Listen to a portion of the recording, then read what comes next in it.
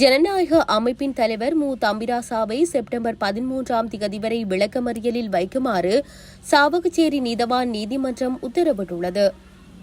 யாழ்ப்பாணம் சாவகச்சேரி ஆதார வைத்தியசாலையில் வைத்தியர்களின் விடுதிக்குள் நுழைந்த சம்பவம் தொடர்பாக 3 கைது செய்யப்பட்டதுடன் 2 பிணை வழங்கப்பட்டு விடுவிக்கப்பட்டுள்ளனர். அத்தோடு சமூக வலைதளங்களில் போலி தகவல்களை பரப்பி தவறாக வழிநடத்தினார் என்ற குற்றச்சாட்டில் கைதான தம்பிராசாவை செப்டம்பர் 13ஆம் திகதி வரை விளக்கமறியலில் வைக்குமாறு சாவகச்சேரி நீதவான் நீதிமன்றம் உத்தரவிட்டுள்ளது. சாவகச்சேரி ஆதார வைத்தியசாலையின் முன்னாள் பதில் வைத்திய அத்தியட்சகர் ராமநாதன் அர்ஜுனா வைத்தியசாலை விடுதிக்குள் தவறான முடிவெடுத்து உயிரிழந்துள்ளார் என தெரிவித்து காவல்துறையினருக்கு முறைப்பாடு அளிக்கப்பட்டுள்ளது. இதையடுத்து சம்பவ இடத்திற்கு விரைந்த சாவகச்சேரி காவல்துறையினர் வைத்தியசாலை விடுதி அறைக்கு வெளியே வைத்தியரை அழைத்த போதும் வைத்தியர் வெளியே வராததால் சந்தேகமடைந்த காவல்துறையினர் விடுதி அறையை உடைத்து உள்ளே சென்றுள்ளனர். இந்த நிலையில் வைத்தியர் அர்ஜுனா ராமநாதன் அங்கு சென்ற காவல்துறையினருடன் தர்க்கத்தில் ஈடுபட்டுள்ளார்.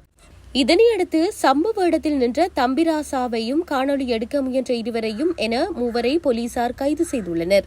சாவகச்சேரி காவல்துறையினர் விசாரணைக்கு பின்னர் 3 சாவகச்சேரி நீதவான் நீதிமன்றத்தில் முற்படுத்தியுள்ளனர்.